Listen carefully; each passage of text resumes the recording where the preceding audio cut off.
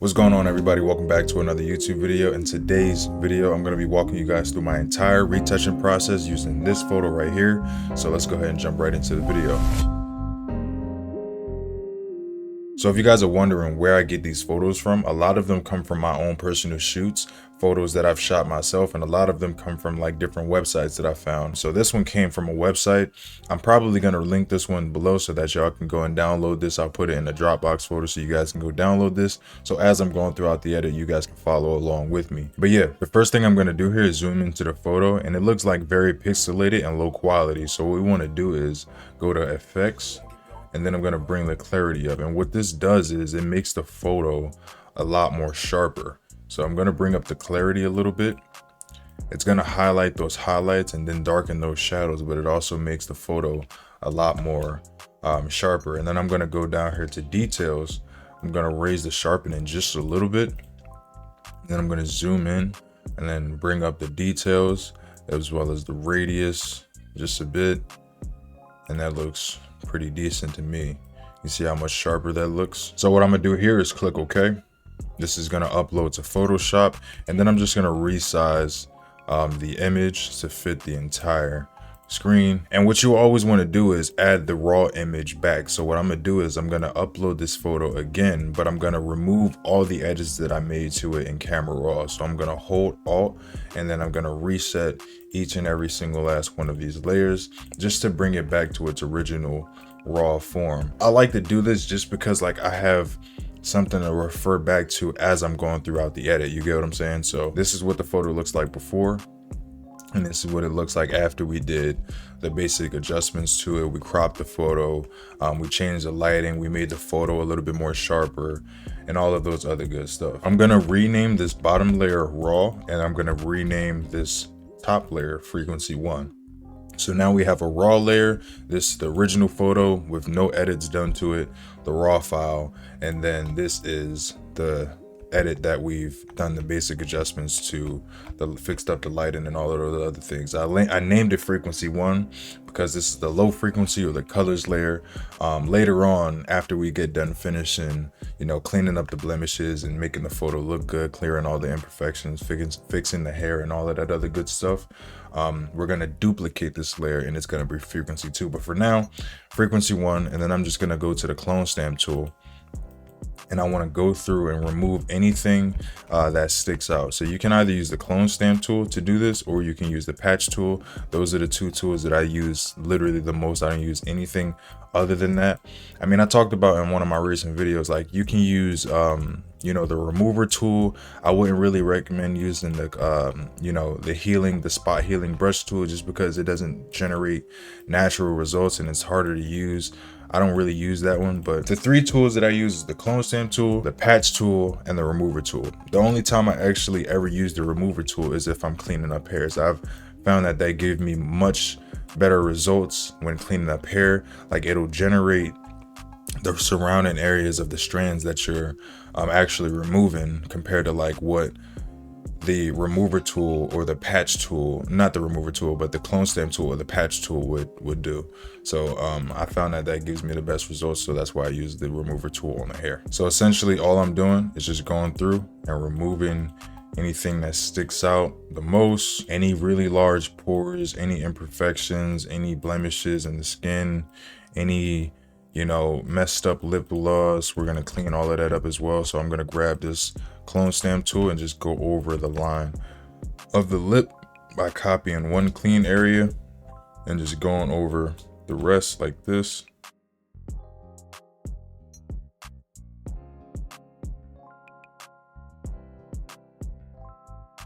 Now, like I said in the beginning, this picture is pretty low quality, and it's because of, you know, where I downloaded the image from. So it's not my fault. You know, if you guys are saying, oh, this picture is low quality, it's blurry, you made it blurry. No, the picture was already blurry and or low quality like this. I'm just making this video with this photo just to show you all the process. I didn't take this photo. I don't want to take credit for anything that I didn't do. I will let y'all know what photos I shot and which ones I didn't shoot. This one I didn't shoot. I will let y'all know in the description of who shot this photo, just so that they get their credit. But yeah, anyway, let's move on. So these hairs down here, I'm just gonna use the clone stamp tool. I'm gonna hold Alt and then copy on this left side over here. And what I want to do is just go over and copy and remove this hair down here. Also clean up this hair near her ear. Now you can see this hair overlaps here. That's fine. You don't necessarily have to remove that. It can stay there, but you know, that hair was just like reaching all the way out, like out here. So like I just made it shorter so that it looks a lot better. I'm gonna remove this from over here under her neck as well, just so that it doesn't stick out and it looks crazy, you know what I'm saying? And then I'm just gonna go above her head and then just remove these hairs here as well. And I'm just going along the line that's already there using the brush tool, and make sure that your brush size or the brush is on the soft round brush. Make sure that the opacity is on 100% and the flow is on 100%, and just go around the line of the hair that's already there.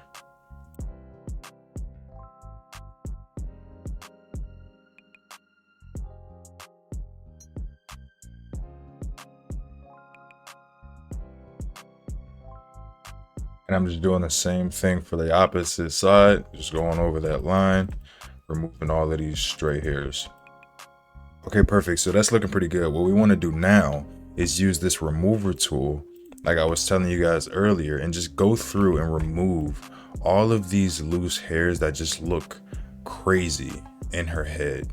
So you can do what I'm doing here and just go over multiple areas at one time, but just still make sure you're taking your time with it, and don't go over any too complicated areas, because what it's going to do is it's going to regenerate that entire area and it may give you a result that you don't want. So just go through and grab all of these little hairs that you don't want. So like this one right here, this one up here, and then this right here maybe. You got these up here. Grab all of this. We want this gone. Same thing for over here. So like all of these hairs that just look crazy, that just stick out, that just doesn't make the photo look good. You know what I mean? Like we don't want to make it look like she didn't comb her hair before this photo shoot. You get what I'm saying? So that's the purpose of doing this.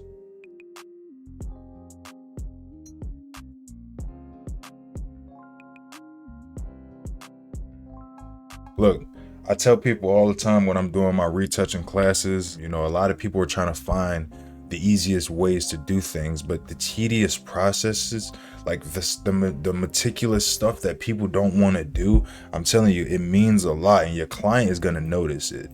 You know what I mean? So you may not want to sit there and do it, and you may not think that is important. But the thing is, when you're taking photos of these guys and when you're taking photos of these women, they're going to look at stuff that you're probably not even going to pay attention to. Like, okay, is my makeup good? Or, you know, does my hair look nice? You know what I mean? Like people think about these things. So you might as well sit there and do the work, because people are going to judge you and base your work and their experience off of that. You know what I mean? And you want to give people the most quality and the most professional shit. You know what I'm saying? Because here's the thing, bro. If you don't do it, somebody else will. And these people are going to go spend their money on somebody else. You might as well sit there and do the shit. After we cleaned up the hair, after we removed the blemishes and all of that good stuff from her face, this is the raw photo. And this is what it looks like now. You see how the hair looks, how low quality the photo looks, how all of that stuff is it just looks so bad. But after we did everything, look at how this looks now. We aren't even finished with the photo. So what we're gonna do now is duplicate this layer.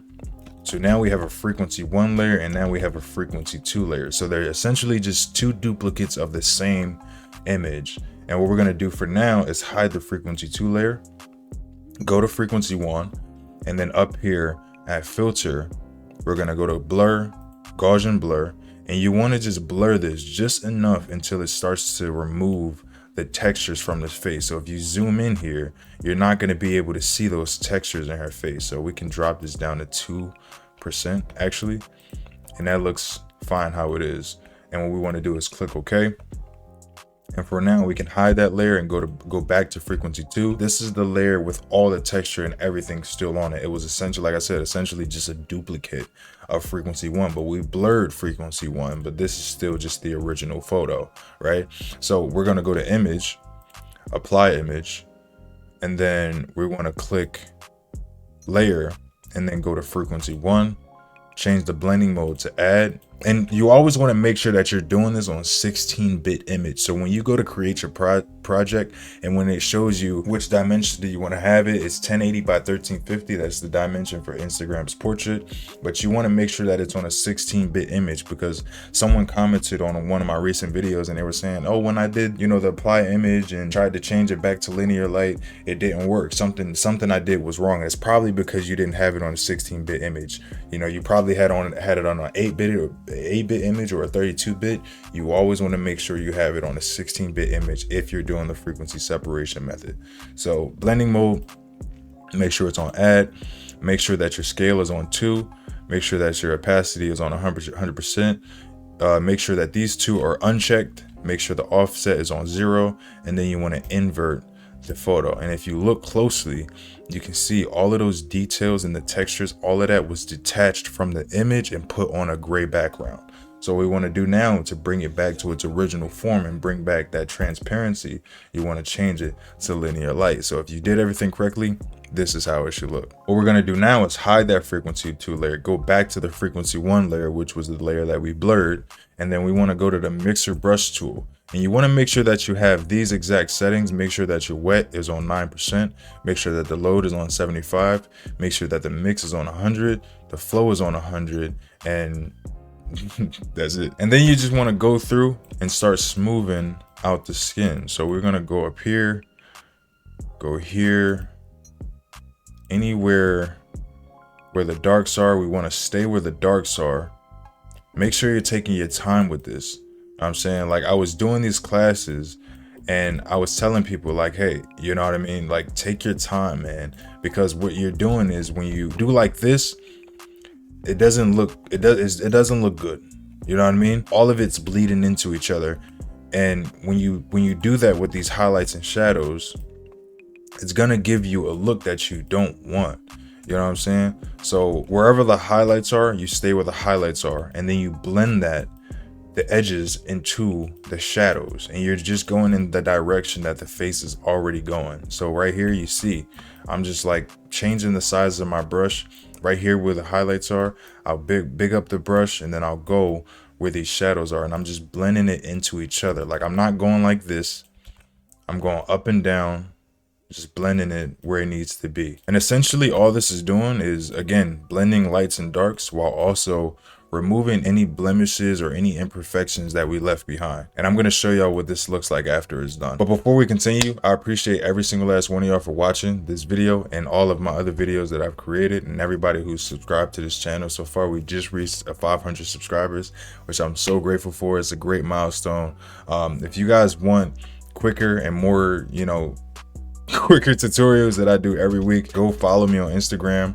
I also do training, one-on-one coaching every Friday, Saturday, Sunday. So if you want to book a retouching session, or if you're looking for somebody to guide you and coach you through your entire media business, I will literally teach you everything you need to know about videography, photography, and how to start your own social media marketing business like I did. If you want more information on that and how to sign up for this coaching and sign up for my program, go ahead and see the link in my bio or DM me personally on Instagram, and I'll help you get to where you need to be. But here goes the photo after we got done with the frequency separation.